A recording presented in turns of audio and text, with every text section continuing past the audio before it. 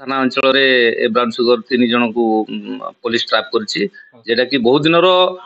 जो मांग रही लोकंकर पुलिस आज सफल कर देखई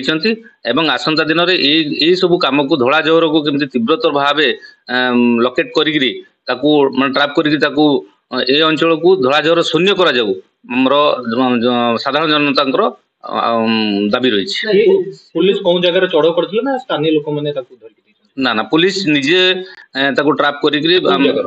आमर से माने जलेश्वर पटु आसुतले एवं से माने चंदनेश्वर सामुद्रिक थाना अंचल रे ताकू जगटा